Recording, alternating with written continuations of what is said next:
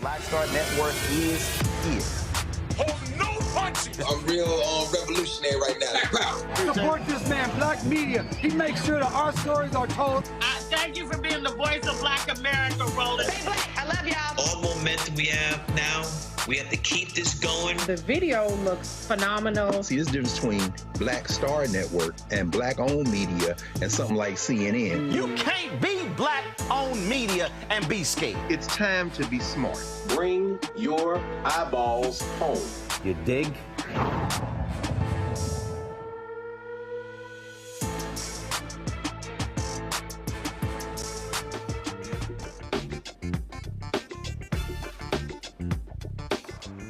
Oh, it's Wednesday, December 18, 2024, coming up on Roland Martin Unfiltered, streaming live on the Black Star Network.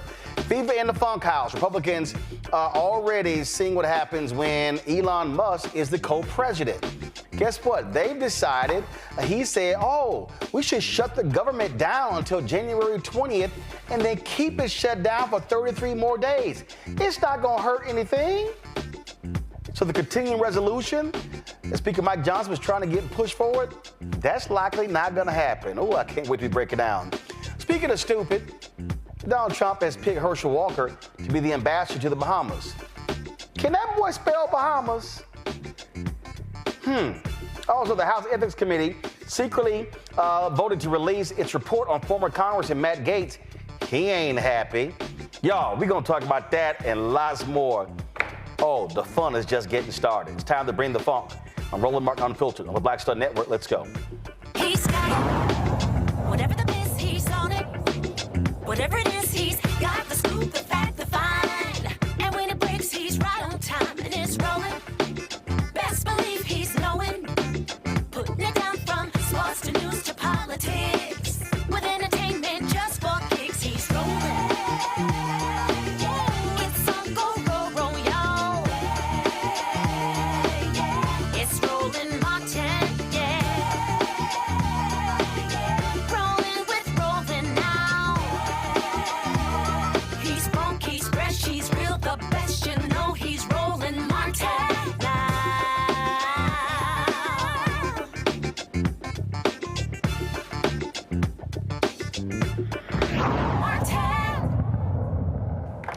Well, just in time for Christmas, Republicans are freaking out on Capitol Hill because Elon Musk, you know, the co-president-elect, came out against the continuing resolution that would fund the government for the next 3 months.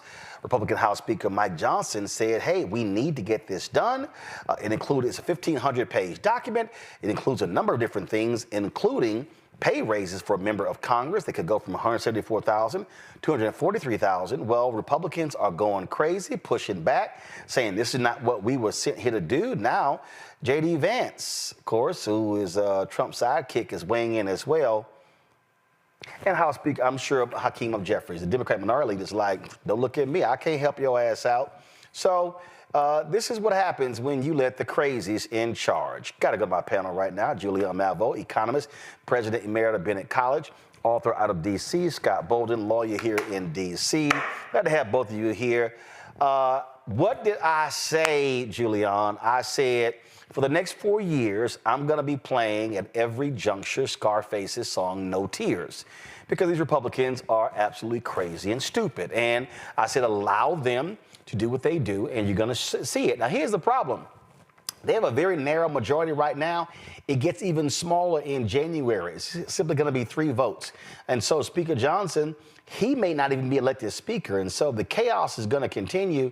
And so, hey, if they want to let Elon Musk run the whole show, by all means, do so. It's going to mean chaos. Oh, by the way, stock market today dropped 1,100 points. You're going to see more of that with these idiots in charge. Idiots is the right word, Roland. This is the most ridiculous times. Mike Johnson just scurry, try to get a deal. The deal that he got isn't perfect from anybody's perspective, but we have to have the $100 billion in disaster relief.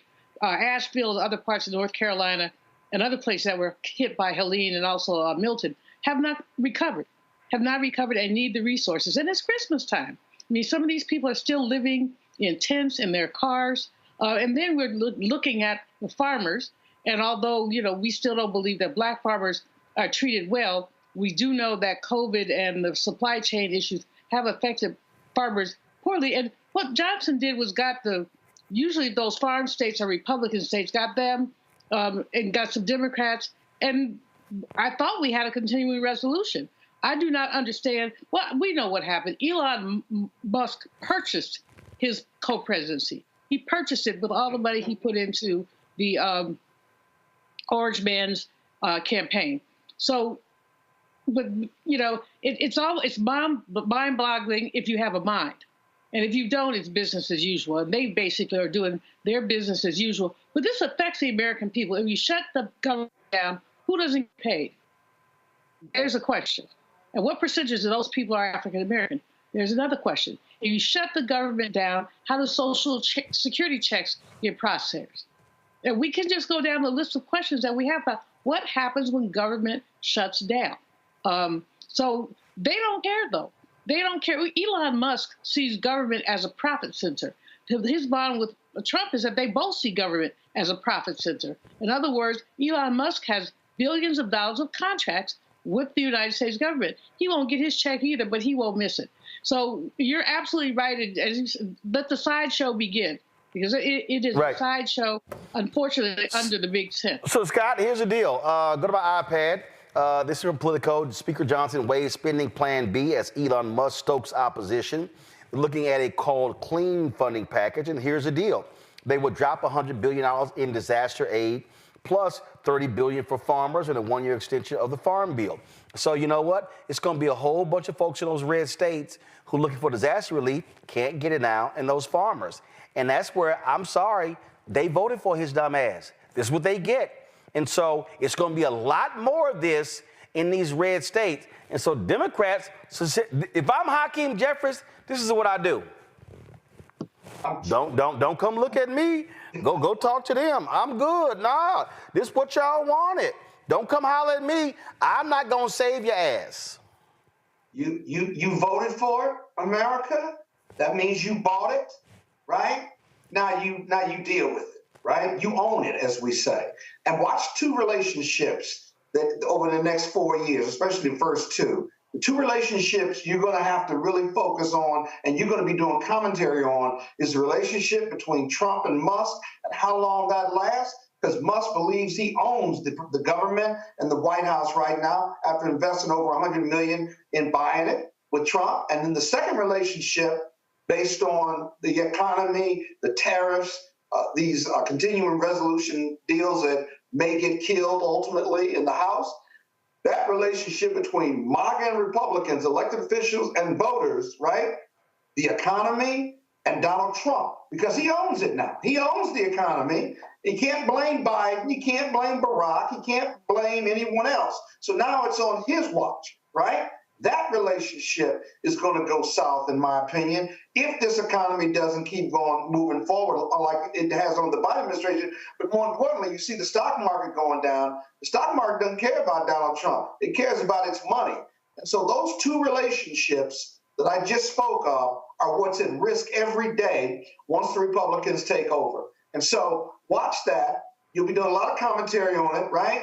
And that's how we win in 2 years. Hopefully, with the right candidate, that's how we win in 4 years. And I'm talking about the Democrats getting democracy back. This is the article says this here. Hold on 1 second. The article says switching to a clean spending bill won't totally solve Johnson's problems. He'll still need help from Democrats to pass even a clean stopgap bill. Some conservatives still won't vote for it, even without the add-ons. And I'm sorry, this is where, if I'm Democrats, I go, no, Johnson, you got more than 218 votes on your side. You pass it. Don't come begging at me. And again, let me be clear. I understand people watching may say, yeah, but damn, that's going to be cold-blooded because it's going to impact folks. It could cause checks to stop. I understand that. But again, since a majority of Americans decided they did not want Vice President Kamala Harris, they did not want Democrats, they did not want to reward the people who fixed this economy and got it back, and they want to reward the people who tanked it, that's where you say, nah, boo, it's on you. No, boo, it's on you. It's amusing and not at the same time to watch some of this. Until very recently, these Trump voters said it was about the economy because he said he was going to bring prices down. Now, last week, this week, he said, oh, I can't do that. Prices are not going to come down. Well, how did they believe? Well, you know, they believed him, and now they're going to have a big surprise because prices are going up. Everything about everything he's promised to do is going to raise prices. Deportations will raise prices. Americans are not going to go out there and pick that lettuce. So that the deportations will raise prices. Tariffs are inflationary. The very small rate cut that we experienced today from the Fed raises issues, and they have said already, we're not going to do this again. They have 3 rate cuts this year. They said they'll only have 2 next year. They were projecting 4. So they are concerned about the economy, although, you know, the Fed tries not to meddle in politics, and so they're not going to say very much. But they said plenty when they say we're only going to raise lower rates twice.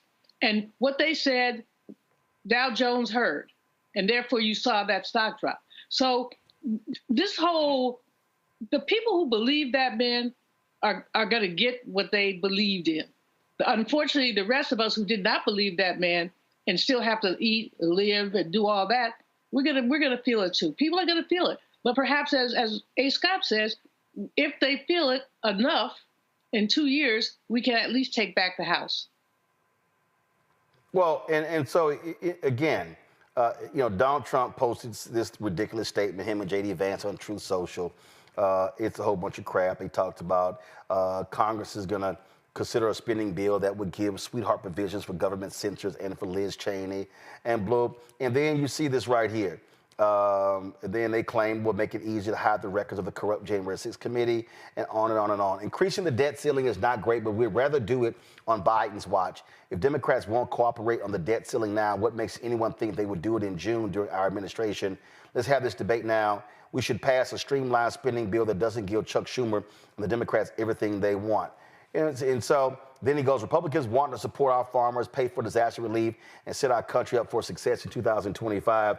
The only way to do that is with a temporary funding bill without Democratic giveaways, combined with an increase in the debt ceiling. Anything else to betray our country. The reality, Scott, is Donald Trump increased the debt by 25% when he was there before. And so they're a bunch of liars. And I'm telling you, this is where I would say Democrats say, man, don't even come talk to us.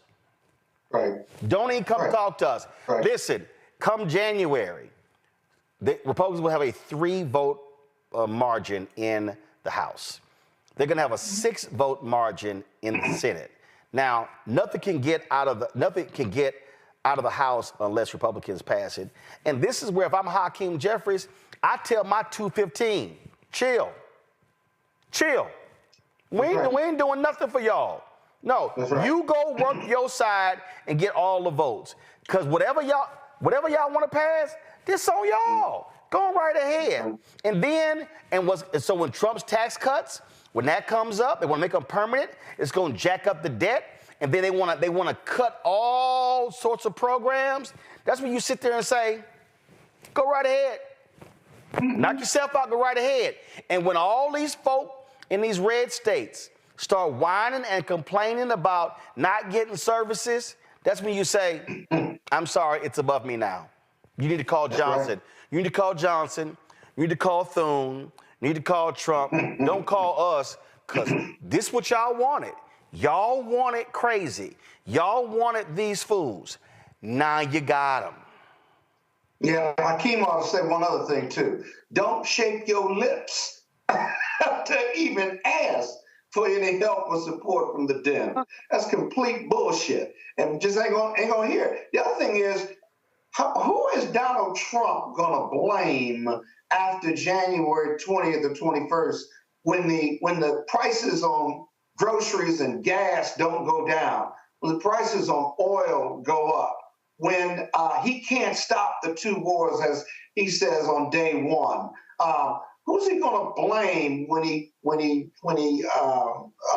commutes the sentences or gives pardons to the disruptors who attacked the Capitol in 2020? You see, the blame game only goes so far, and he'll lie and try to. How long will his supporters, either in the House or Senate or the MAGA supporters, as the economy gets worse and worse under his leadership, who is he going to find to blame? What more lies is he going to tell until the 10 red states who get the most entitlements in this country, or the senators and House of Representatives, feel empowered because they can't win with Trump in 2 to 4 years? They've got to figure out a way to win without him as well as without his money. They can't do that if this economy is going south and he's not fixing it. And historically, we know the Republicans don't have the ability, political or business or economic ability, to deliver a strong economy. Only the Democrats do that after cleaning up the Republicans' mess, historically going back to, I guess, 1965. So we'll see. Those are real issues we got to watch and look at. There you go. Hold tight 1 second. Got to go to break. We come back. More to talk about all the crazy drama here. And, of course, President Biden. Y'all know he's still president. He's still president. And so we'll talk about his remaining days in office. He spoke at a DNC Christmas reception on Sunday, where Vice President Kamala Harris also spoke. We'll have that for you. Plus, lots of other stuff we want to talk about, folks, deal with, including the mayor of Atlantic City. That brother, y'all, he got indicted for telling his daughter to lie about what she told law enforcement. We're going to deal with that. And all them FBA B1 Negroes who were slamming Vice President Kamala Harris and who were demanding reparations. Well, guess what? That white conservative Ed Bloom, he's now going after a reparations bill that was passed in New York. Didn't we try to tell y'all this was going to happen? Okay. Got a few words for y'all, too. We'll be right back.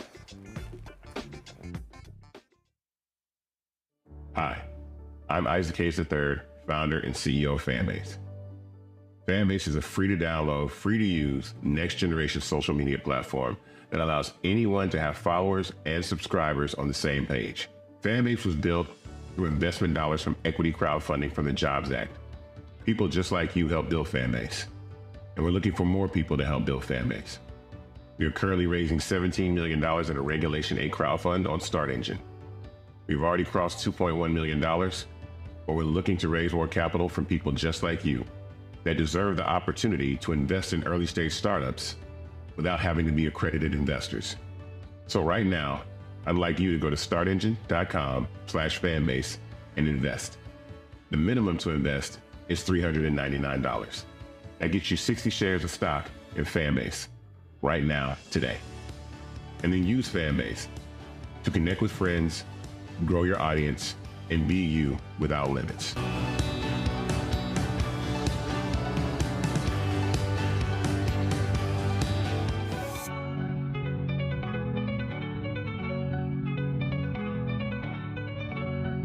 On the next A Balanced Life with me, Dr. Jackie, we're talking about leveling up, or to put it another way, living your very best life.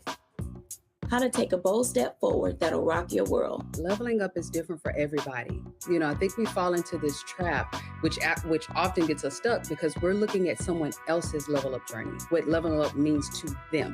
For some, it might be a business venture. For some, it might be a relationship situation, but it's different for everybody. It's all a part of A Balanced Life. That's next on Black Star Network.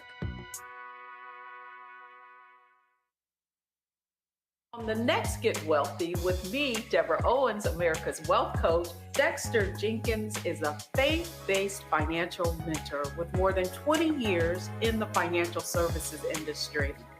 He's passionate about helping families build generational wealth. Even though I'm talking about things like prayer, I'm talking about things about reading the word, I'm talking about things like fellowship, I'm talking to members who are dealing with losing their houses, or I'm talking to members who, because of a lack of the handling their finances, they're working 2 and 3 jobs. And so what I'm finding is that they're not coming to church because they don't have a handle on their finances. We're talking how to get wealthy through faith and our finances on the next Get Wealthy, right here, only on Black Star Network. How you doing? My name is Mark Carey, and you're watching Roland Martin, unfiltered, deep into it, like pasteurized milk without the 2%. We getting deep. You want to turn that shit off? We're doing an interview, motherfucker.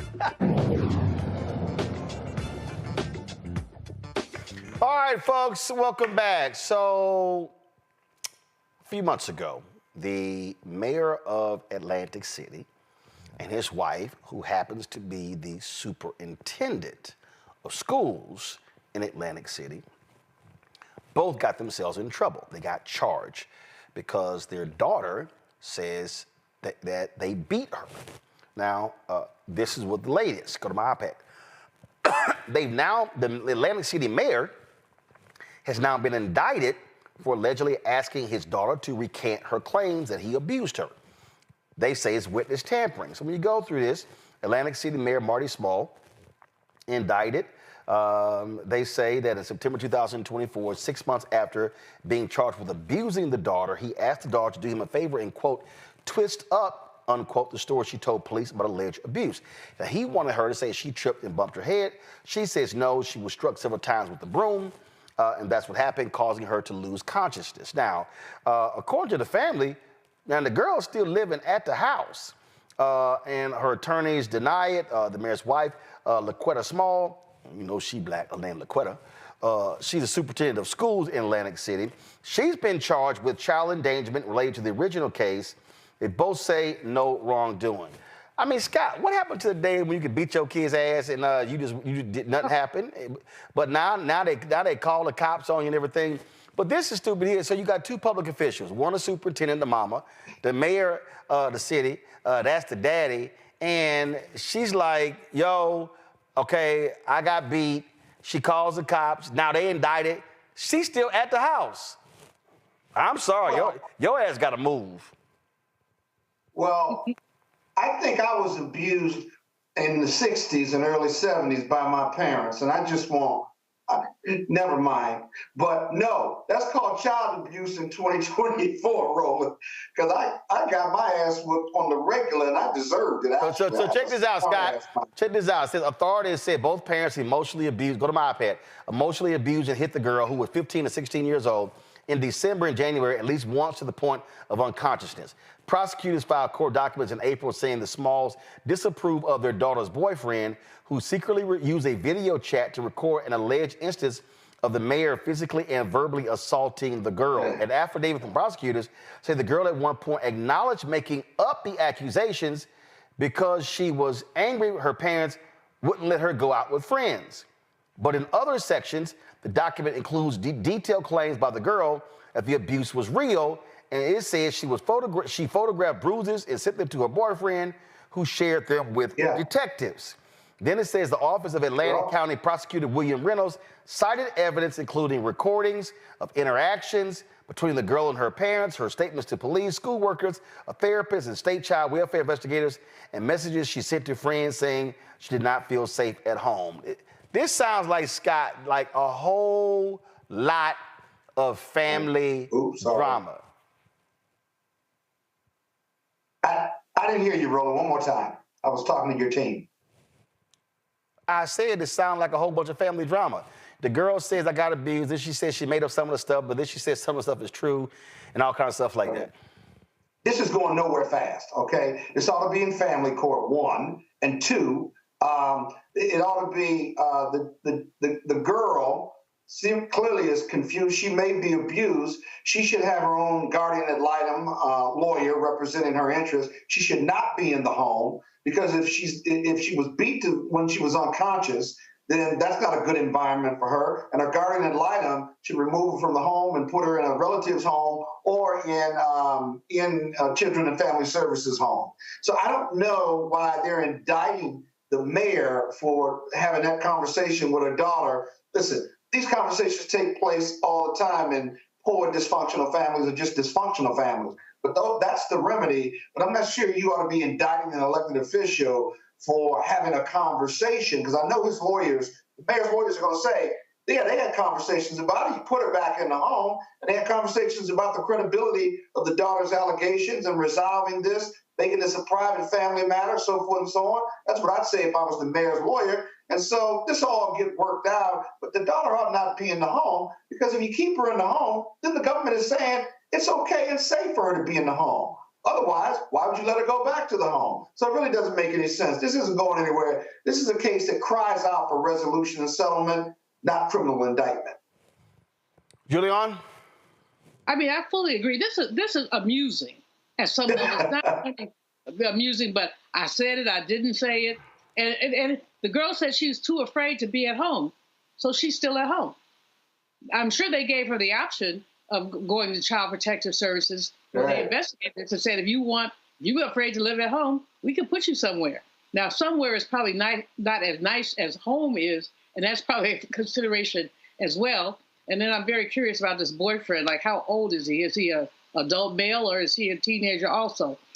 Just saying, because there are a whole lot of predators adult men who have teenage girlfriends, and they interfere in family relations. And they said the article said the parents didn't like the boyfriend. Well, most fathers don't like their daughter's boyfriends. But if the man is a buzzard, daddy really didn't like her and probably did say some things. And then Scott is right. I mean, parents have conversations. I'm just thinking back, for whatever reason, I really can't figure it out. I used to get my butt beat on the regular.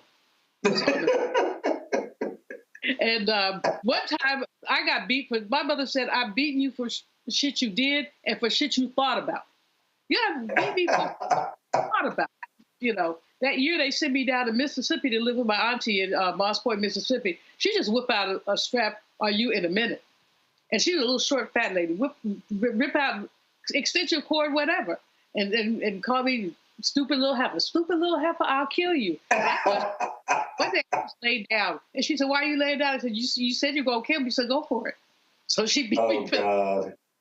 Hey, Roland, my Aunt Beulah, rest her soul, used to make us go get a switch from next door. And then she'd whip my ass. And if you were in the group of kids, like with my cousins, and you didn't do anything, but the other cousins did it, she'd whip all our ass. And you got to take the good with the bad.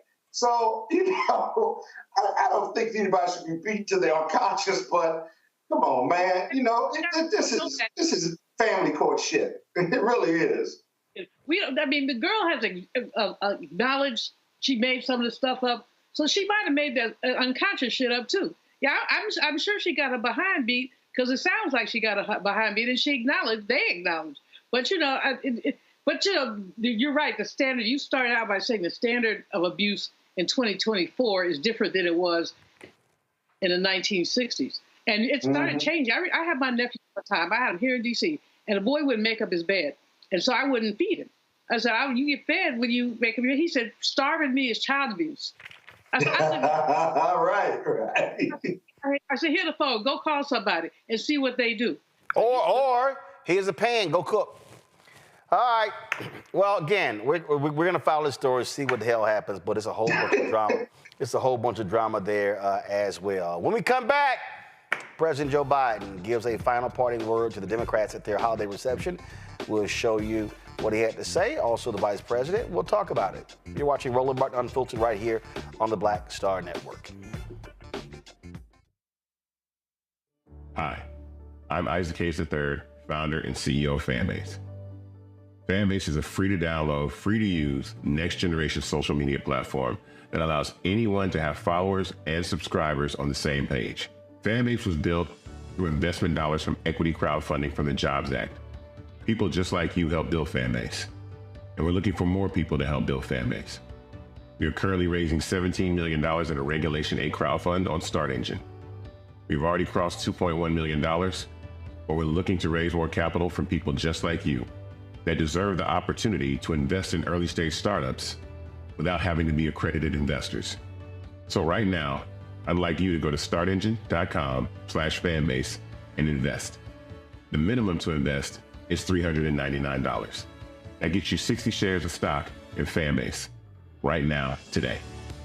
And then use Fanbase to connect with friends, grow your audience, and be you without limits.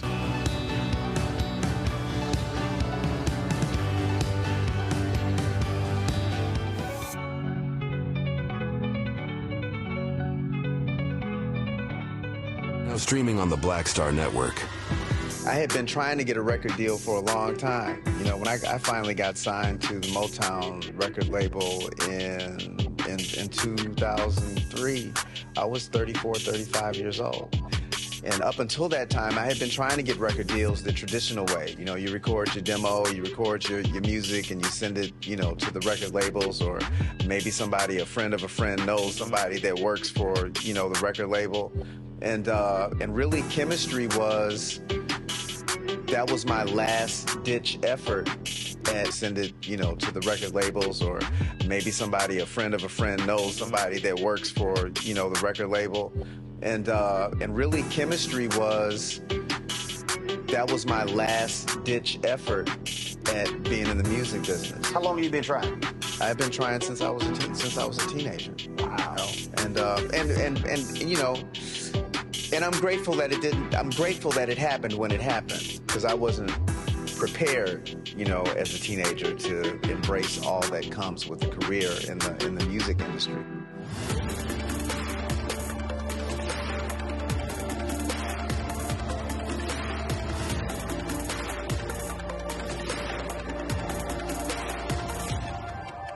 Hey, this is Motown recording artist Kim. You are watching Roland Martin Unfiltered.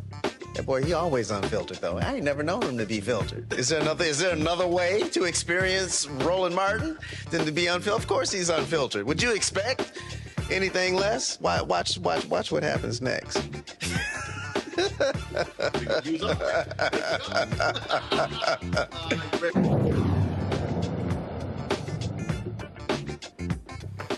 All right, folks, Sunday, President Joe Biden, Vice President Kamala Harris spoke to Democrats at the DNC as they had their holiday reception. Here is some of his remarks. Hello, hello, hello. Hello, DNC.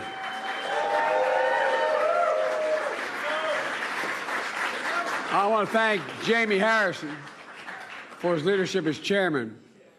There was a congressman down there in his state that called me one day and said, Joe, you're going to have to decide on a chairman. Let me tell you who it is. I said, sure, whatever you say. Anyway, it turned out that, Jamie, you've done a hell of a job. And, you know, the fact is that when we started off, as you heard me say many times, I didn't plan on running again. And because things had changed in my life. And but I got a call from Chris Gorge and others saying, you know, we ought to do this. There's a lot at stake. I spent you heard me say, I know I only look like I'm 40, but I've been around a long time. And there's one advantage of having been the oldest president in American history. I've gotten to know virtually every world leader in the last 50 years. I know them pretty well. And what I realized more intensely than I ever did before, that we are the essential country. That's not hyperbole. It's not about what we want to be. Ask yourself the question, if we don't lead the world, who does? Not a joke. Who does? Who leads if we don't? And when I decided to run, I thought we could win, I determined I was going to have an administration that looked like America, represented every aspect of America. And we've kept that commitment. I don't think anybody's going to be able to turn that around. And thanks to all of you for your support to the DNC. Jill and I, Kamala and Doug, could never have gotten to the White House without you, and that's not hyperbole. We never could have gotten as much done as we did without you. You not only contribute to campaigns, but you did something I think even more important. You're willing to lend your names, your reputation, your character to the effort. When you signed that check, you knew what you were doing. You're putting yourself on the line. And we're forever grateful for your character. The one thing I've always believed about public service, and especially about the presidency, is the importance of asking yourself, have we left the country better shape than we found it? Today, I can say with every fiber of my being, with all my heart, the answer to that question is a resounding yes. Yes.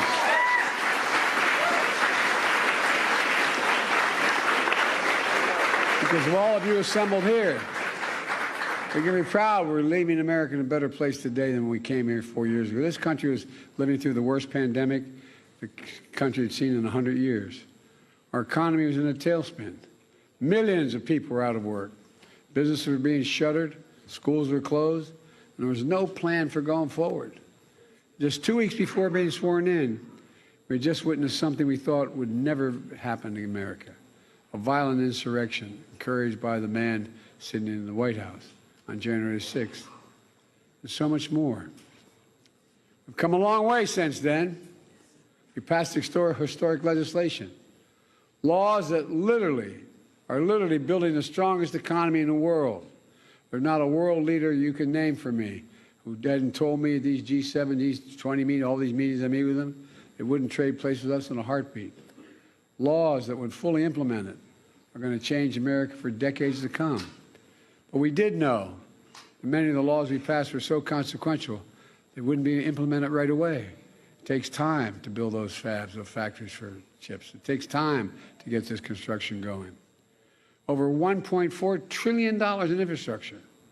$1 trillion so far in private sector investments in America. The biggest investment ever in climate in the history of the world. And fundamentally transforming our economy to grow from the middle out and the bottom up, not just the top down. I fully believe that America is better positioned because of all of you to lead the world today than any point in the last 50 years of my career. That's because of you. Again, not hyperbole. You lend your reputations, your names to this effort. It's not just the contributions you made. It's just stepping up, putting yourself on the line. You should be so damn proud of the work we've done together. You should never forget all you've done for the country. I'm also proud that we can say we've done all this with a deep belief in the core values of America. Those values were all created. You heard me say it 100 times. You know, we're the most unique nation in the world. Every other nation was based on geography, religion, ethnicity, some common factor. But in America, we were building an idea, the only country in the world. We hold these truths self-evident that all men and women are created equal. Everyone should have a fair shot. Hate should never have a safe harbor in America. That's what we're about. We've never fully lived up to all of that, but we stuck with our principles and set a high standard of character, integrity, in public life. Let me say it's been the honor of my life to serve as your president. But the title I'm most proud of is being Jill's husband.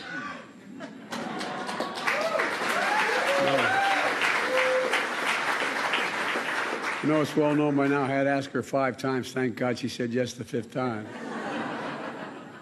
But I think she's been one of our greatest first ladies, and I mean that sincerely.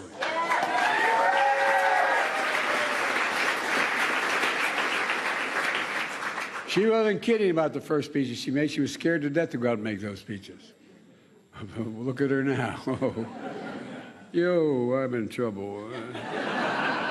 But look, it's also been an incredible honor to serve with someone of immense character that she demonstrated through her entire career, Kamala Harris.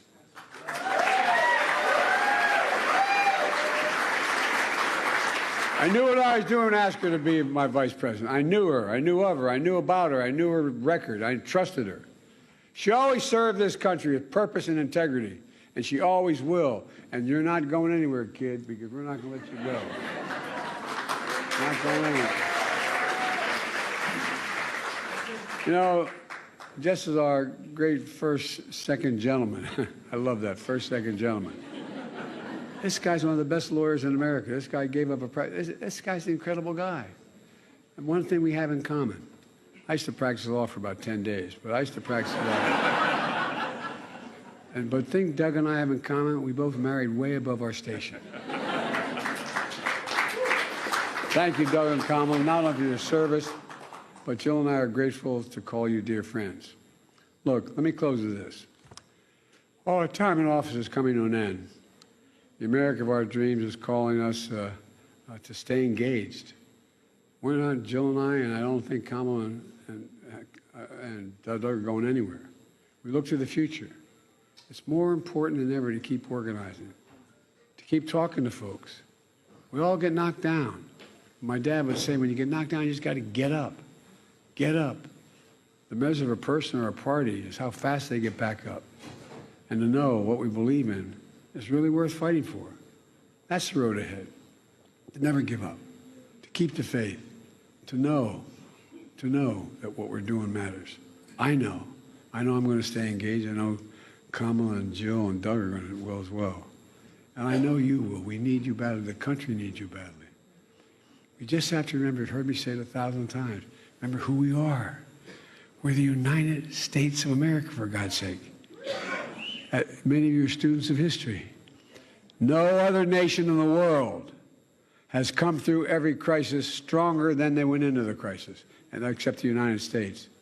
And folks, look, all the things we passed, we knew people weren't going to see it. How long does it take to build a fab that's going to hire thousands of people? Billions of dollars being invested. It just takes time to get it built. It takes time to get it going. It's not going to happen for another 5-6 months in many places. Just getting started. The United States of America is nothing beyond our capacity when we do it together. But we knew a lot of this was going to take time.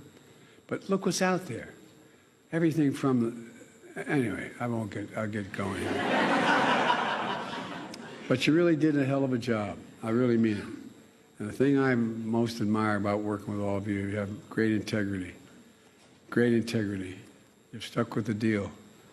You've been honest. You've been decent. We've run a campaign that's basically scandal-free. It's hard to do in American politics these days. Anyway, I just want to thank you very much from the bottom of my heart. The bad news for you all is I ain't going nowhere. We're going to stay engaged.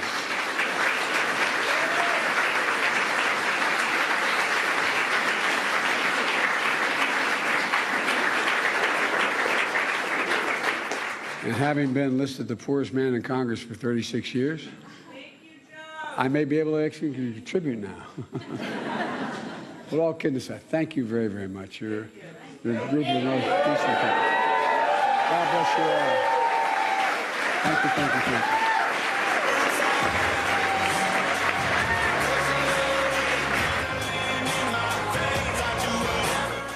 All right, folks, you heard President Biden there reference Vice President Kamala Harris. She also had a few words to say. Good evening, everyone. Good evening. Good evening. Good evening. Happy holidays, and thank you all for what you are, what you have done, what you will do. Dr. Jill Biden, let me just say, it has been an extraordinary 4 years, as you have said. And the work that we have done together, the four of us, I wish some of you were privy to seeing just, before we come on stage, when we're hanging out in the back, or just those long nights when we're talking about what we want to get done, the challenges we face, but our commitment to seeing it through. And I'll say about Jill Biden something that probably most of you know. She's a tough cookie who cares so deeply. Jill is tough. She has a tough exterior. She has one of the biggest hearts of anybody I know. She cares about the people. The way she talks, for example, about her students, the way she talks about people who are often overlooked, are just not thought of in any way that they should be, that's who Jill is. And so, Jill, it's been an extraordinary experience to work with you, and our friendship is lifelong, as you know, and I love you. Thank you. Thank you. And can we hear it again for the first, second gentleman of the United States?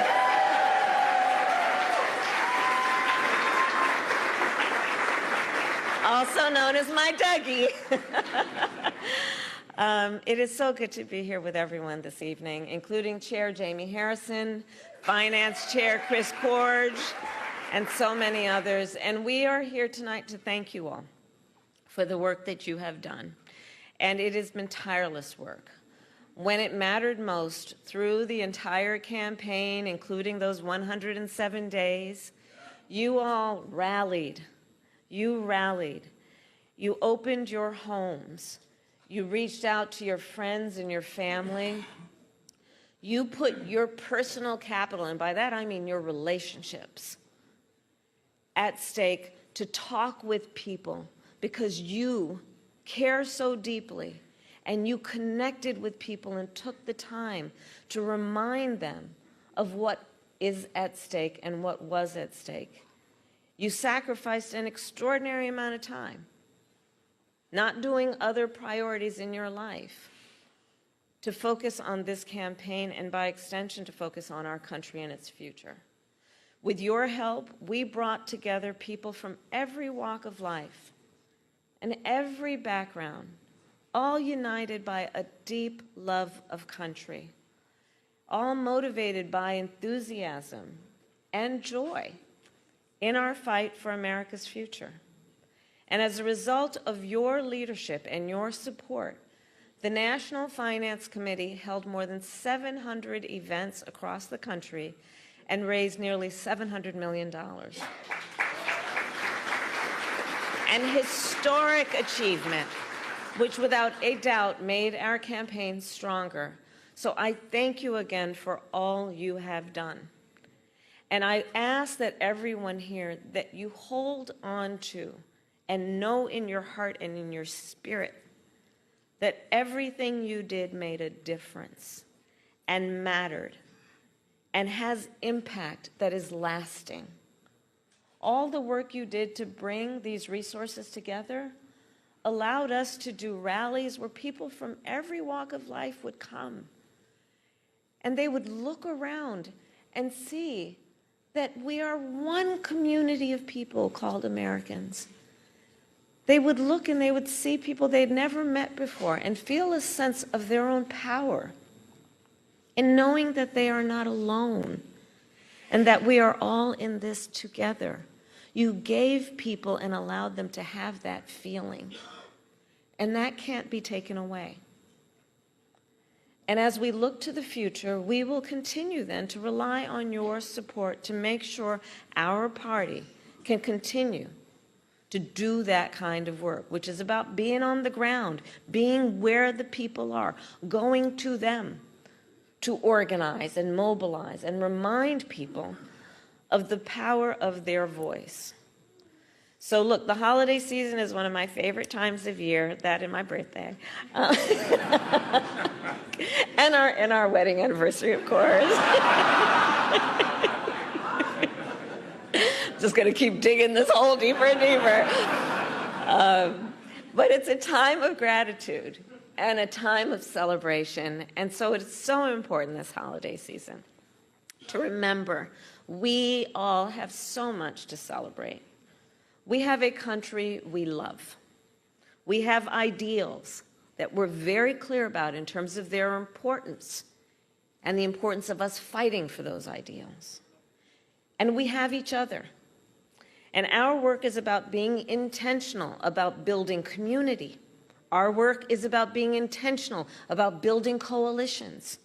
Our work is fueled by our knowledge that the vast majority of us have so much more in common than what separates us.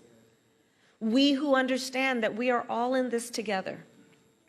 We who, as I like to say, look in the face of a stranger and see a neighbor. That's how we do our work. And we who know that the true measure of the strength of a leader is not based on who you beat down, it's based on who you lift up. And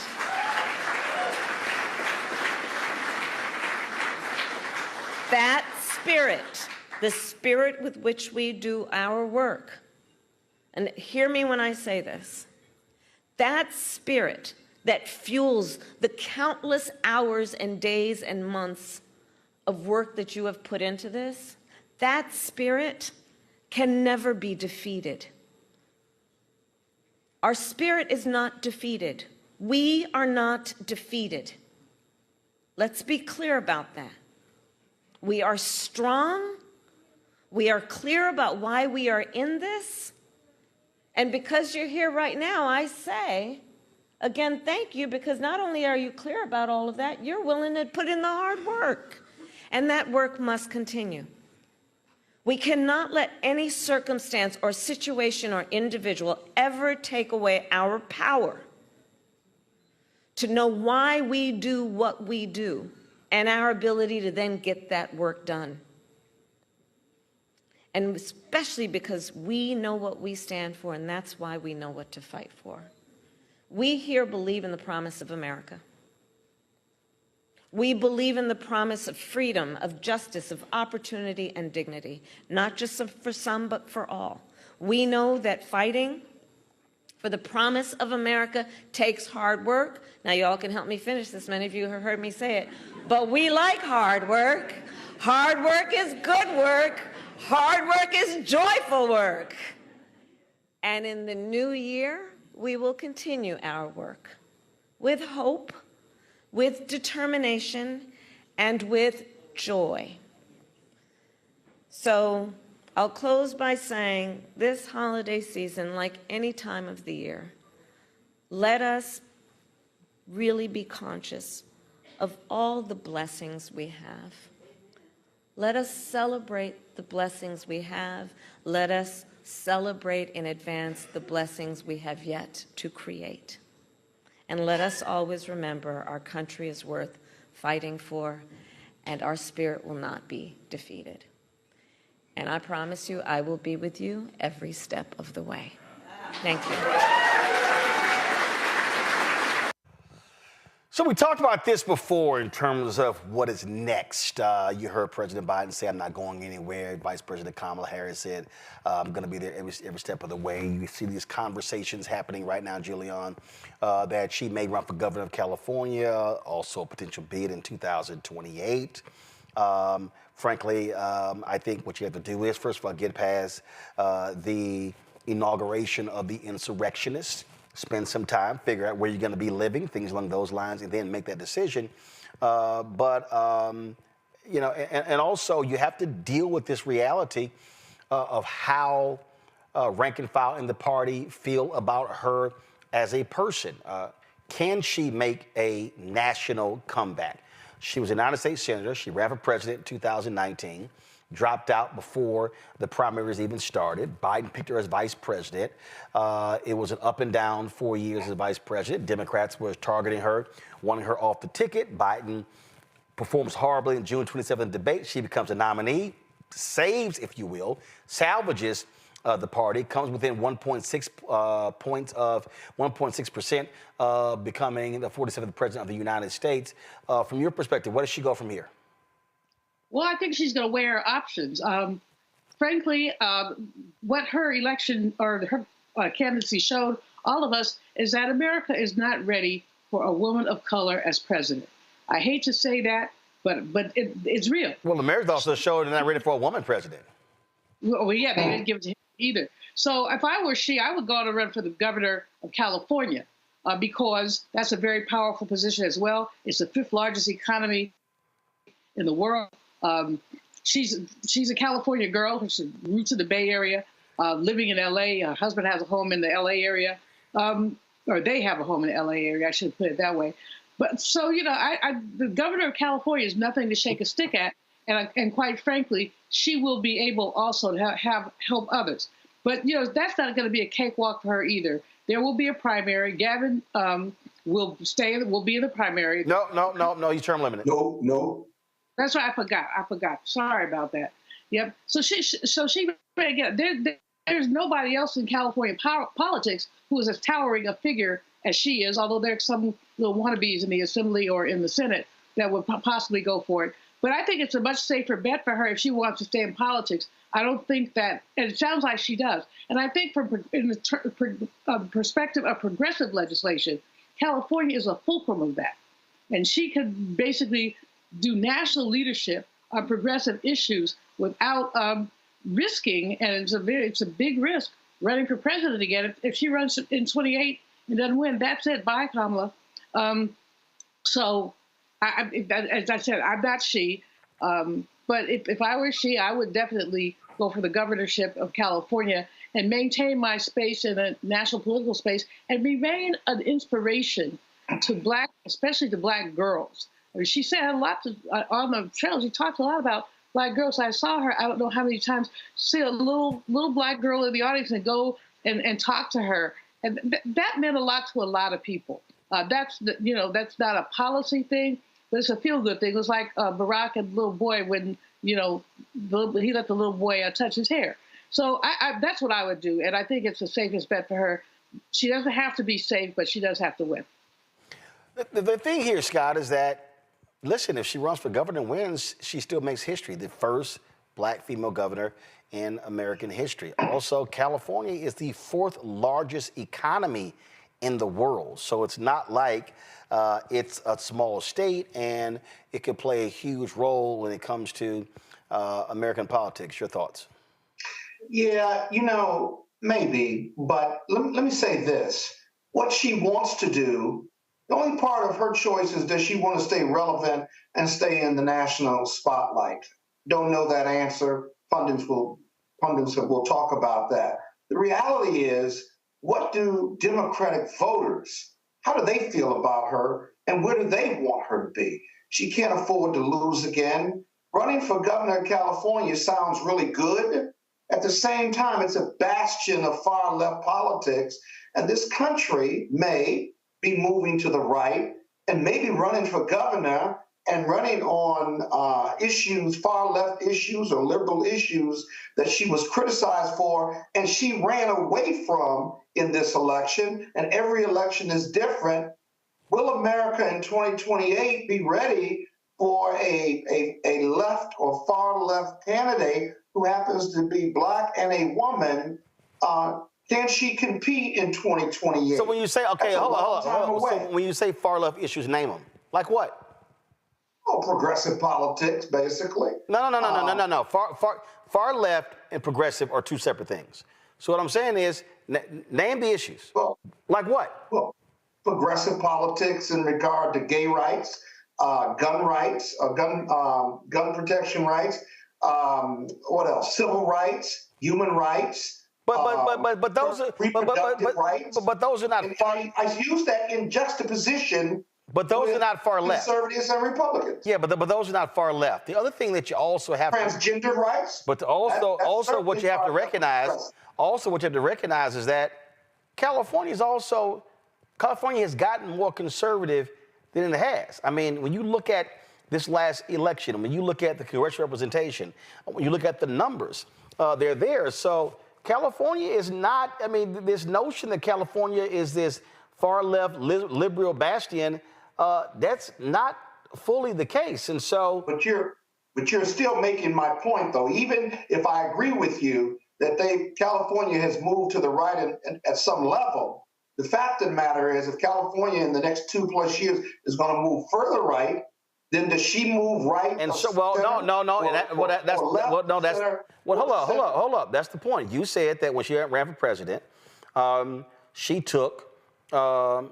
moderated on some issues. I'm not calling her a centrist, but she's more of a centrist than some other candidates. And that may be the candidate that California needs right now. Somebody who is a Democrat, somebody who is center left, but not far center left, who is closer to the middle than far left. Absolutely. And okay, now she won't be, now here's the other thing too. What will define whether she's relevant and stays in the mix is who runs against her. Do they see her as a wounded candidate? Do they think they can beat her? Doesn't mean they can. She certainly will have a lot of support, if you will. But these are factors that go into whether she runs or not, but more importantly, whether she wins or not. And I don't think we can project that over 2 to 4 years yet. I think it remains to be seen. And we talk about these progressive issues. Black Lives Matter, if you will, transgender rights, right? She's got an incredible record already that is mixed, if you will, that will be subject to scrutiny, whatever she runs for, or if she does run, and she's going to have competition. And then in the end, what does Newsom do? Newsom can't run anymore, but does he run for president and set the national agenda? Because he certainly is left of center. All I'm saying is, where's America on these issues in 2 to 4 years? That's going to dictate what Kamala Harris does, Gavin Newsom does, and really the Democratic Party. Do they move right of center? Do they stay where they are and fight for righteousness and individual rights and for democracy? Or do they change issues, move on issues in order to become electable? Because none of this really matters unless you can get elected. I'm sorry. It's all good and we can stand on principle. Do you stand on principle and not win? Or do you change your principles and values some in order to win elective office, including the White House? Those are the questions, and we can't answer them now. What we're going to do is watch and see where America goes and really how good or bad this Republican administration moves this country forward. Those are real issues. Well, the reality, Giuliani, is that obviously what happens in D.C. Is going to predict a lot of this. And that's really what jumps out because, if Republicans, when they take over and if they start screwing stuff up, you're going to have a lot of people howling and screaming in America. Yeah. Exactly. Yeah. And Kamala Harris, and I would disagree strongly with Scott about her so-called far-left positions and all the things that you mentioned, Scott. Transgender rights is a tricky one, but other than that, civil rights, women's rights, those are not things that are debatable. They're not even far left. For the Republicans, DEI is a far left piece. So I was talking about from a conservative lens. Hey, Scott, you're just wrong, and you know you're wrong. So if I was with you, I'd hit you upside the head. But since there's no such thing as a zoom upside the head, so that but and I love you dearly, by the way. But let me just say that the point about what happens nationally, if what is likely to happen nationally is going to cement, I think, so-called far-left positions. As we see inflation, which is happening, y'all, which is happening. And you see inflation, as you see the closing of the National Labor Relations Board or the shrinking of it, as we see what happens in education. Remember, in California, if you want to graduate from a Cal State university, you have to take an ethnic studies class. If you want to graduate from a Cal State, you have to take an ethnic studies class. I'm sure that Governor Newsom supported that strongly. Shirley Weber, who's a Secretary of State and a former professor at San Diego State, pushed that legislation through. You also have to take one if you're in high school. Not until 2026, though. I think they gradually putting that in. But in any case, California is a big DEI state, and it's going to be interesting to see as we see some of the things that we've taken for granted be snatched away. What I think that it strengthens the vice president's position, whatever she runs for, if she chooses to run. Now, the other thing here, though, running for president is not for sissies. She found that out in 2019 when she did make it through one primary, dropped out, raised a bunch of money, but didn't have the organization nor the momentum. This time she did. But part of it was inheriting part of Biden's organization. I mean, she had her own organization, but she inherited the organization of a long distance runner in getting the Democratic establishment nomination or organization. So just looking at that, again, I think this is not a safe bet for her, but I think it's her best bet. I think the presidency for a black woman is just a woman of color. At this point, it's just out of the realm. I'm still disturbed, although black men didn't do the worst things. 21% of black men did vote for the orange man. And when I've talked to some about why, many of them thought he would do the economy better. Well, we're going to see about that. But many, including one of my own male siblings, that he just couldn't see a woman in that position. Mm-hmm. I mean, yeah. And he's a little sexist pig. I don't know how he has 4 sisters, but maybe that's why he's a little sexist pig, actually, because he has 4 sisters. But many of his friends were on the side. We don't want a woman in there. So when you look at that, you just got to say, while we want to win, as I think you said, we got to be pragmatic. Can she win? And what can she win? Mm-hmm. She's won statewide in California 3 times. She's won statewide in California 3 times. That's something worth saying. All right, folks, hold tight 1 second. We come back. We're going to talk about conservatives who are targeting any efforts when it comes to reparations. No shock there. Also, New York Mayor Eric Adams says Democrats lost because they compared Donald Trump to Hitler. Wasn't that J.D. Vance, who's his vice president? So what the hell is Eric Adams talking about? Isn't Eric Adams really trying to position himself for a Trump pardon? We're going to talk about that. You're watching Roland Martin Unfiltered right here on the Black Star Network. What's up, y'all? Look, Fanbase is more than a platform. It's a movement to empower creators, offering a unique opportunity for everyday people to invest in Black-owned tech, infrastructure, and help shape the future of social media. Investing in technology is essential for creating long-term wealth and influence in the digital age.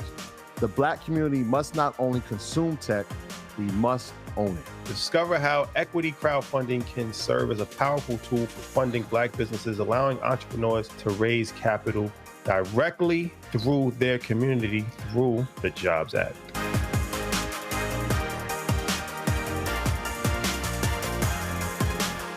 On the next Get Wealthy with me, Deborah Owens, America's Wealth Coach, Dexter Jenkins is a faith-based financial mentor with more than 20 years in the financial services industry. He's passionate about helping families build generational wealth. Even though I'm talking about things like prayer, I'm talking about things about reading the word, I'm talking about things like fellowship, I'm talking to members who are dealing with losing their houses, or I'm talking to members who, because of a lack of the handling their finances, they're working 2 and 3 jobs. And so what I'm finding is that they're not coming to church because they don't have a handle on their finances. We're talking how to get wealthy through faith and our finances on the next Get Wealthy right here, only on Black Star Network. Next on the Black Table with me, Greg Carr. There's a lot of talk about the inevitability of another civil war in this country. But on our next show, we'll talk to a noted author and scholar who says we're actually in the middle of one right now. In fact, Steve Phillips says the first one that started back in 1861, well, it never ended. People carrying the Confederate flag, wearing sweatshirts saying MAGA Civil War, January 6, 2021, stormed the U.S. Capitol, hunted down the country's elected officials, built a gallows for the Vice President of the United States, and to block the peaceful transfer of power within this country. On the next Black Table, here on the Black Star Network. Now that Roland Martin is willing to give me the blueprint, hey, Cyrus, I need to go to Tyler Perry and get another blueprint because I need some green money. The only way I can do what I'm doing, I need to make some money. So you'll see me working with Roland. Matter of fact, it's the Roland Martin and Cheryl Underwood show. Well, should it be the Cheryl Underwood show and the Roland Martin show? Well, whatever show it's going to be good.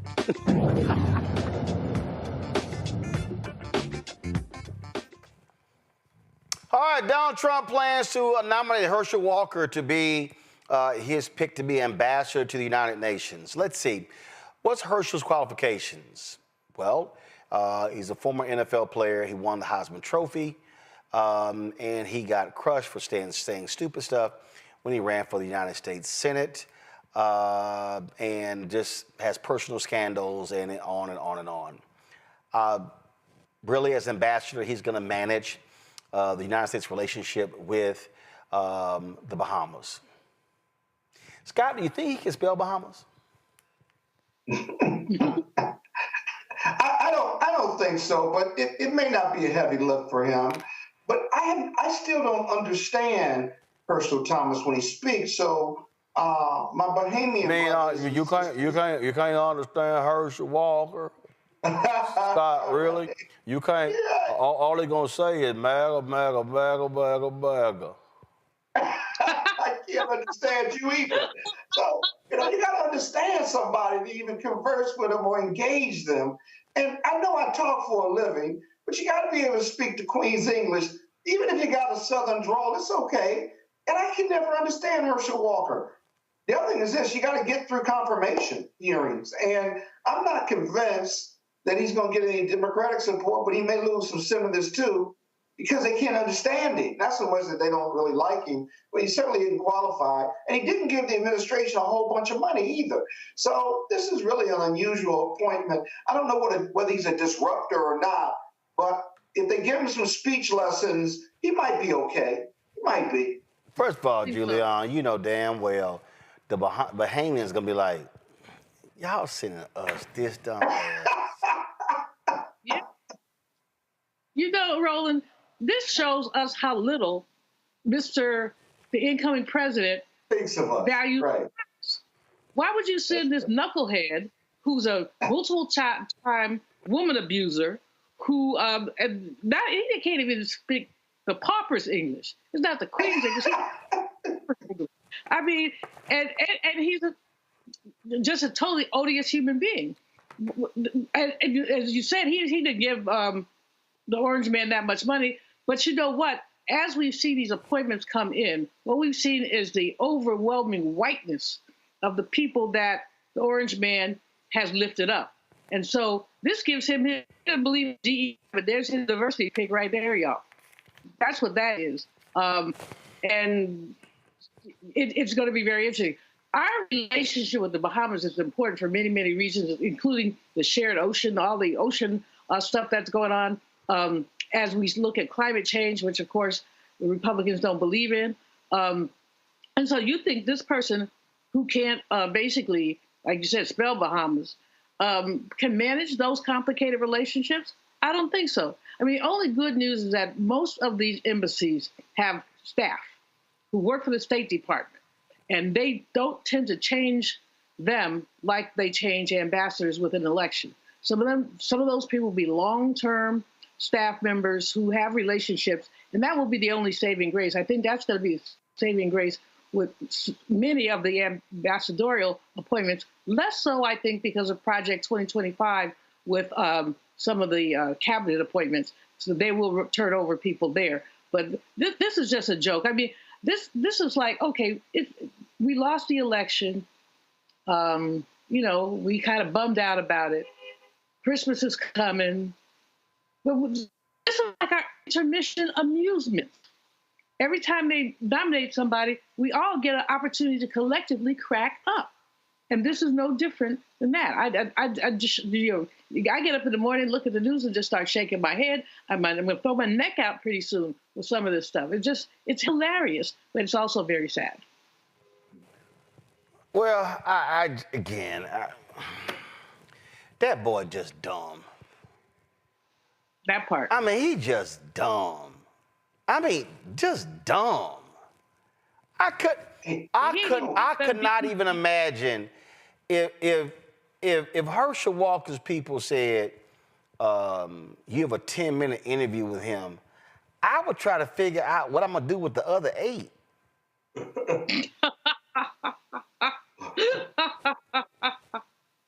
I'm just saying.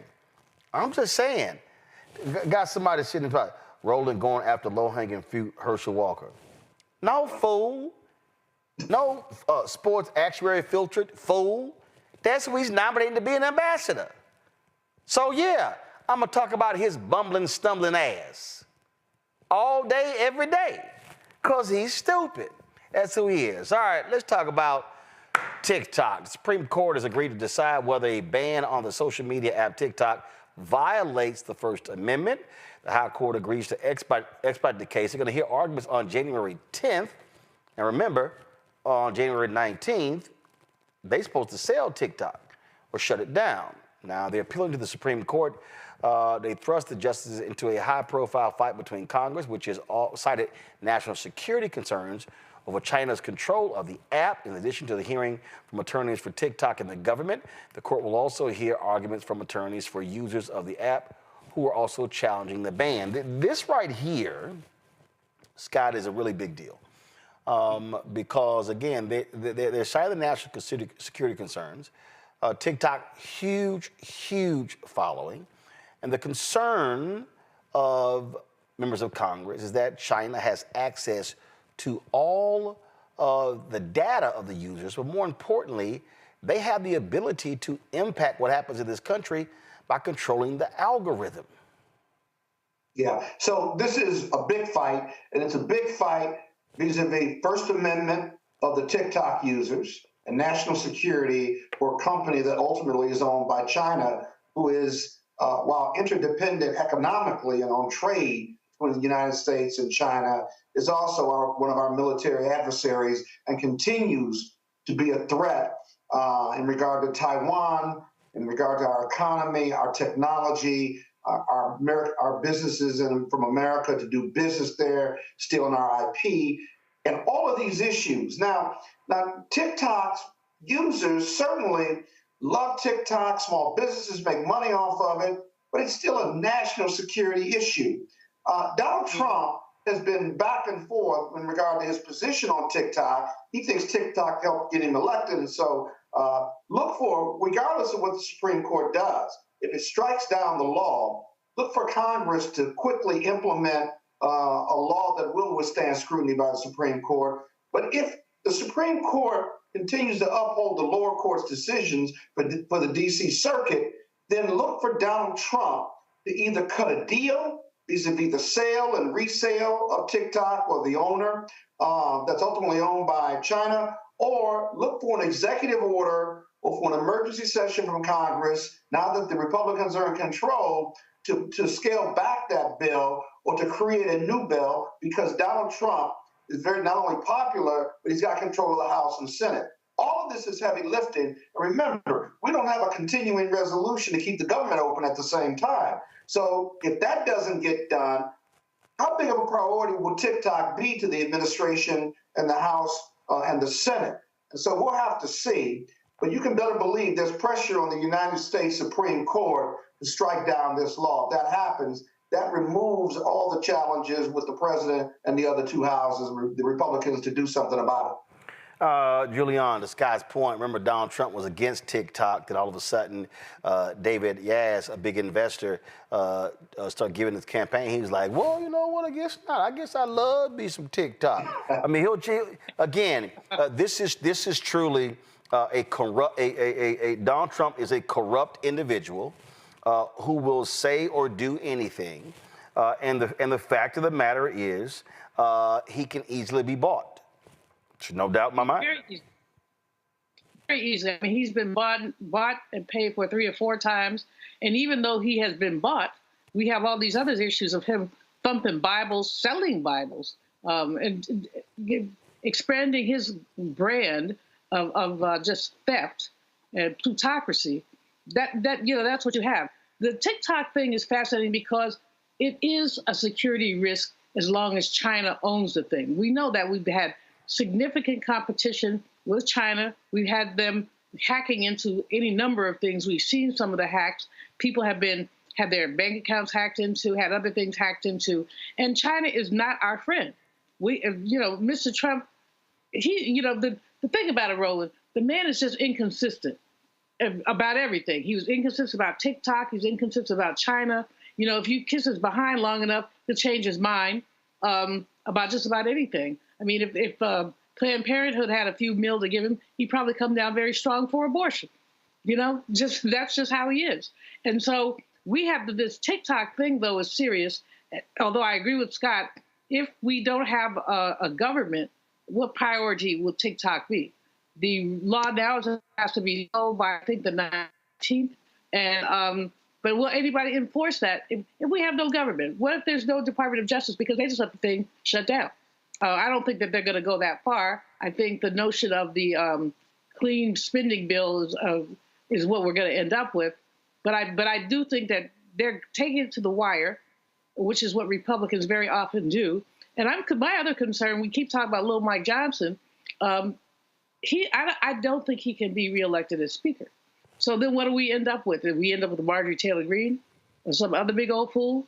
So that government becomes like the clown show. Well, it kind of already is. It becomes a clown show with this extremism. The TikTok case, for me, it's important, but it's not of predominant importance. But it's not important. It's not important to you, but it's important to a lot of content creators, and also TikTok is a major information source. The reality is, polls showed 18 to 39 folks in the 1839 demo a majority of them got their information during this election from Instagram and TikTok, and so it is real. So this has national security concerns. You're talking about a major conveyor of information, and so there are going to be a lot of eyes on this particular case here. Let me go to Atlanta, where another case, Rudy Giuliani. I just love how Rudy, little dumbass, keep getting in trouble. Because he lost the case to the two sisters in Georgia. They've been snatching all his stuff. Now he's been ordered to appear at a contempt hearing to give up more assets. This is the WSB TV website. He's been ordered to appear next month to face claims that he should be held in contempt for failing to turn over assets to the Fulton County election workers he defamed following the 2020 election. Of course, he was ordered to turn over all of his assets to pay off the $148 million judgment against him.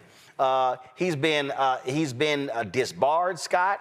All this stuff because he was kissing Donald Trump's ass, and so he can get a loan from Trump. And so I'm just loving every single time he got to show up in court. Matter of fact, there's a video on TikTok. After the last hearing, he's like, I ain't got no money, I ain't got no car, I ain't got no nothing. Shouldn't have been running your damn mouth lying on these sisters. Yeah, but he also has a lot of assets, if you will. So post-judgment in most states goes like this. You have to disclose your assets or put up a bond to collect the $148 million. He doesn't have the money or the financing to put up a bond. And so the court signs an order of execution on that judgment. That is, you can do discovery, document requests, even depositions to identify all of your assets. And then you get an order from the court to attach those assets vis-a-vis the apartment he owns and some of the other assets that were listed in that article, right? Once the court signs an order of execution, you have to sign over those papers, sign over ownership, including the Joe DiMaggio baseball or the signed jersey or what have you. Those are all assets that can be sold by the winning party or the plaintiff in order to get closer to the $148 million. It's interesting that Giuliani has not appealed that $148 million judgment because he doesn't have the money to hire lawyers, if you will, or he'd be better off filing bankruptcy. Second issue, why hasn't he filed bankruptcy to avoid all of this? There's a reason, and that reason is probably because he's got assets and he doesn't want to go through the bankruptcy procedure with a trustee that will be appointed now, whether it's 7 or 11, that is dissolution or working out a payment plan with his creditors. He doesn't want to go through that process because the trustee will find his assets, and if he lies to the trustee, he can be criminally prosecuted for bankruptcy fraud. I don't want to get too deep on the legal side, but these are all the legal machinations that are working from his legal team. And so he's going to have to give up the apartment and the Joe DiMaggio piece and whatever the assets he's disclosed. Independently, there's an investigation in regard to all of his assets. They're looking for that. And as they find them, they'll report them to the court and seek execution orders. So big trouble for him. Lots of trouble. I say take every damn thing. I don't care. Giuliani take everything. Matter of fact, I wouldn't mind they stripped his ass butt naked outside of court and took his suit, shoes, and socks. I don't want to see that. Hey, I want to see it. Even with the draws. I want to see it. Strip his ass butt naked, leave him standing there in his drawers and a wife beater. Say it ain't so. No, I mean, seriously, what he did to those women was so criminal. I mean, he could have generally just poll workers, but he dissed them by name. He put their address out there. They had no peace. They had to leave their home. And these are not spring chickens. These are women in their 20s. The older woman is in her 60s, I believe, and the younger one is in her 40s. These women's lives were disrupted. The $147 million is a tip of the iceberg of the damage he did. So if he was out there in his tighty whities, that would be just fine with me. It would be a very disgusting sight. But but he needs to be left. He needs to be treated like he treated them. He treated them like they were not human beings, like there were no consequences for the way that he treated them. And that's the issue with the culture. Roland, I know you get tired of me talking about lynch culture, But lynch culture is when you can do anything you want to a black person and expect to bear no consequences. Rudy didn't think he was going to have any consequences. He thought he could say whatever he wanted to about anybody he wanted to. Now, you know, he probably knows the names of some little white women. He didn't call them out. He called these sisters out because he thought he could. So guess what? Now they can reduce him to a naked man. And they should take everything they can, investigation. And I bet you Cash Money, he's got some stuff hidden. He's probably got a couple hidden apartments or something like that because, you know, he's one of those kind of rats that has to have more than one home. So he probably has some other houses, somewhere, bank accounts that they haven't discovered. Break him down like he tried to break those women down. Break him down. All right, y'all. So let me go with this here. New York Mayor Eric Adams, of course, he has been, he out here whining, complaining. You know, that's all he doing. So he has been indicted. And so he then did an interview with Dr. Phil on his Mary Street TV. Now, first of all, if you do Dr. Phil's show, you already know you trying to appeal to Donald Trump anyway. And so now you have Adams literally sounding like Donald Trump by saying that the Democrats have weaponized the Department of Justice against him. He's been indicted. His longtime aide, Ingrid Martin, expects to get indicted tomorrow. And it's just all sort of stuff. He also said that, hey, you know what? That, hey, he might go back to being a Republican, all this sort of stuff. I mean, Eric Adams is really trying to kiss as much MAGA ass to get himself a pardon. So just listen to this nonsense he told this fool, Dr. Phil.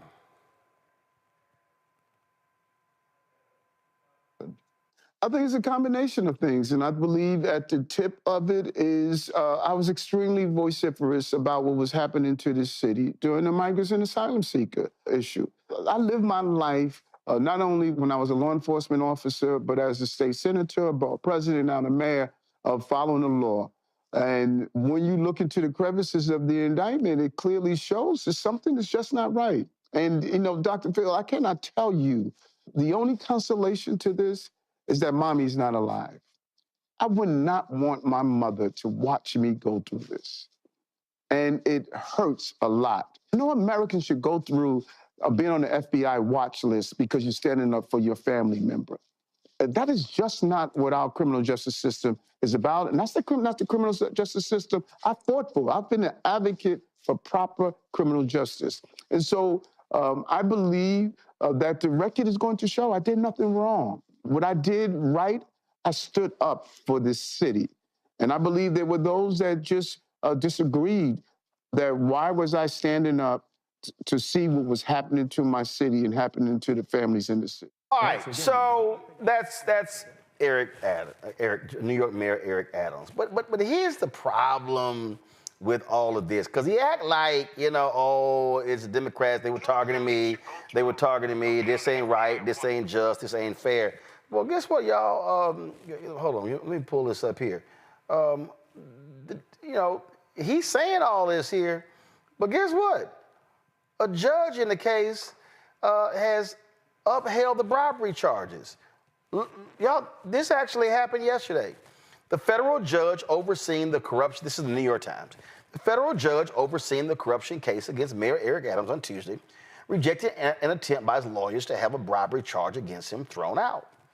In a 30-page order, Judge Dale E. Ho rebuffed arguments by Mr. Adams' lawyers that the prosecution's case fell short of meeting the federal definition of bribery, which prosecutors said had occurred when Adams accepted luxury travel from the Turkish government in exchange for pressuring fire department officials to sign off on the opening of a high-rise consulate building in Manhattan.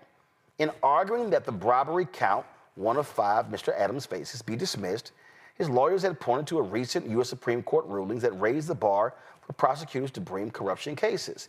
Judge Ho, in his decision, acknowledged that the application of the law had evolved, but found that the indictment was sufficient. He said that Mr. Adams' lawyers had raised genuine questions about whether too much time had passed between the benefits Mr. Adams was accused of receiving and the actions he was accused of taking in return. But he said such questions should be resolved at trial, where the Supreme Court rulings could still pose a significant challenge for the government's case. So, Scott, here's the deal. He's complaining that, oh, I got targeted because I was speaking out about migrants being sent to New York City by Republicans, and they're targeting me. Yeah. Bro, come on. Okay, so here's the whole deal. Okay, I saw New York Mayor Eric Adams at the DNC convention in Chicago. If Democrats were so angry with you, they would have rescinded his invitation. Why was he there? He would have been there. See, I get it. You get indicted and you want to blame somebody. But here you have a federal judge like, no, stuff is holding up. So, I mean, I get it. You know, lawyers try to do whatever they can to get their clients off. Mm-hmm. But this whole whining and complaining that, oh, Democrats are targeting me, he's sounding just like Donald Trump. I got targeted by Democrats. They weaponized the Department of Justice. He's using the Trump playbook.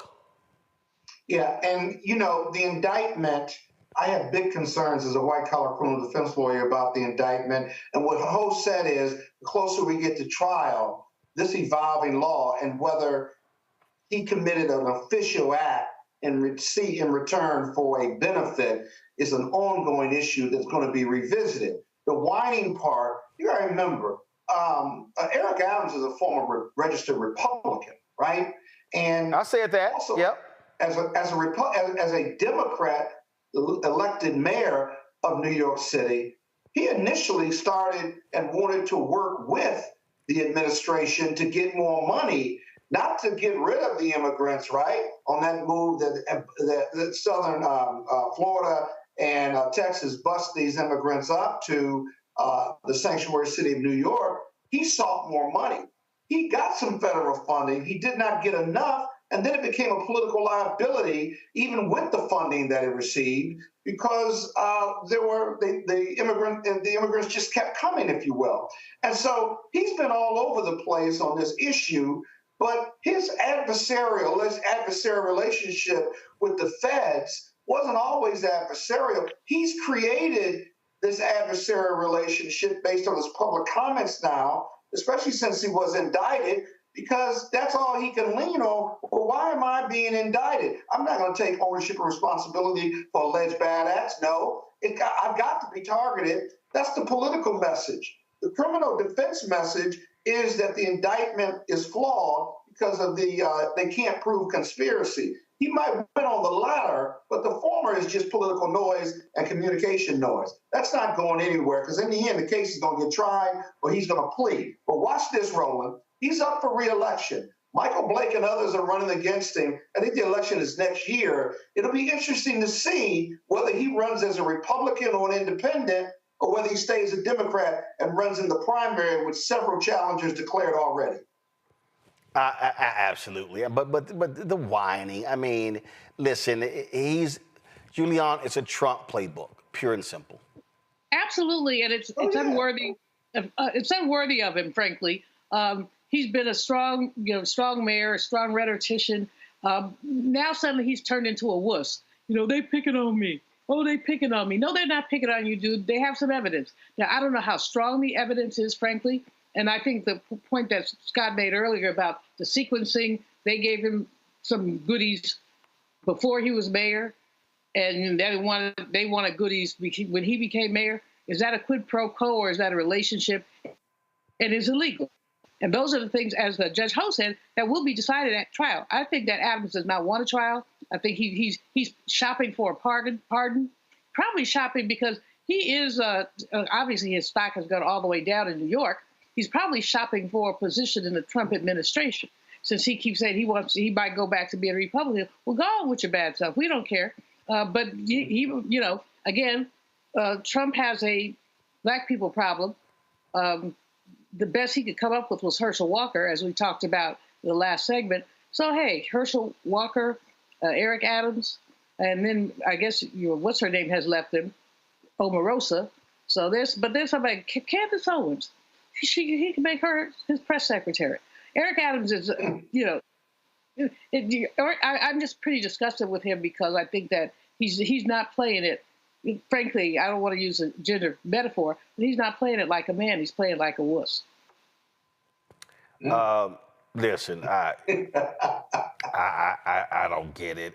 But hey, listen, I guess you'll do whatever you can to try to position yourself for a pardon, so you potentially don't go to jail on these bribery charges. All right, quick break, and we'll be right back on Roland Martin Unfiltered right here on the Black Star Network.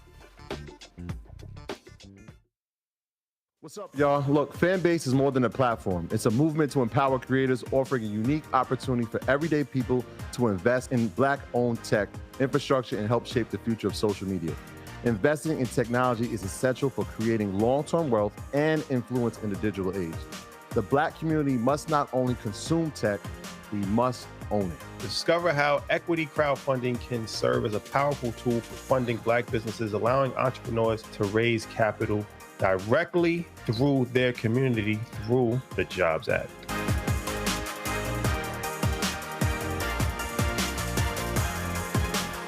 Hatred on the streets, a horrific scene, a white nationalist rally that descended into deadly violence. White people are losing their damn minds. As an angry pro-Trump mob storms the U.S. Capitol, we've seen shooting. We're about to see the rise of what I call white minority resistance. We have seen white folks in this country who simply cannot tolerate Black folks voting. I think what we're seeing is the inevitable result of violent denial. This is part of American history. Every time that people of color have made progress, whether real or symbolic, there has been what Carol Anderson at Emory University calls white rage as a backlash. This is the rise of the Proud Boys and the Boogaloo Boys. America, there's going to be more of this. Here's all the Proud Boys, Dave. This country is getting increasingly racist in its behaviors and its attitudes because of the fear of white people. The fear that they're taking our jobs, they're taking our resources, they're taking our women. This is white fear.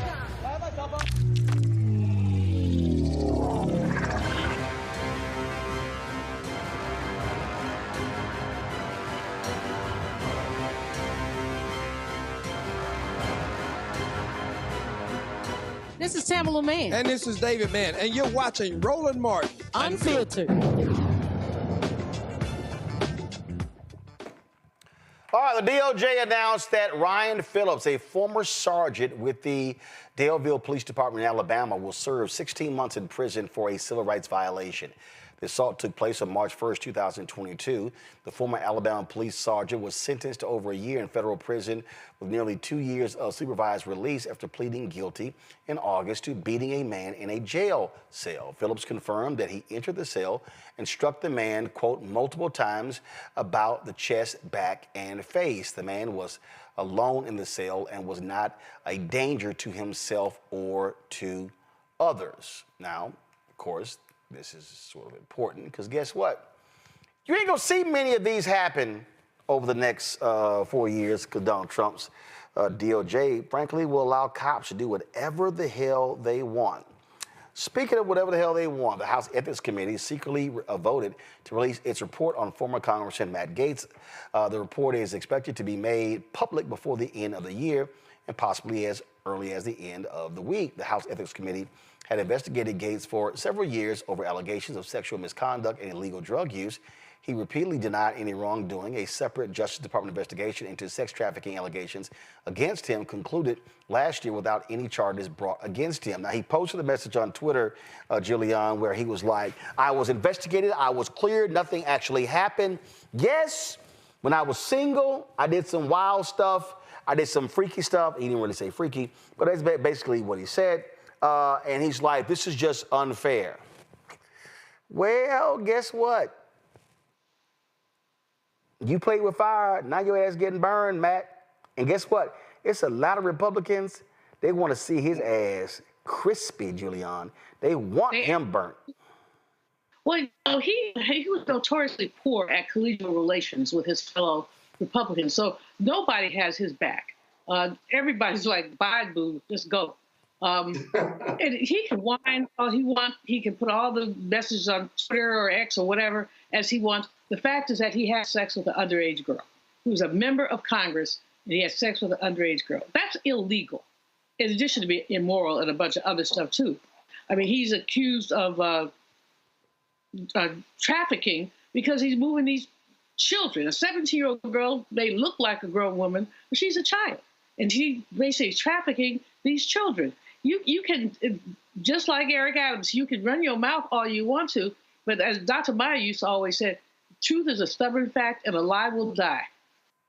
Well, the stubborn fact about Matt Gaetz is that he has no integrity, that he is a freak. Not only is he a freak, there's nothing wrong with being a freak, but if you're an illegal freak, I mean, find some grown women to freak on.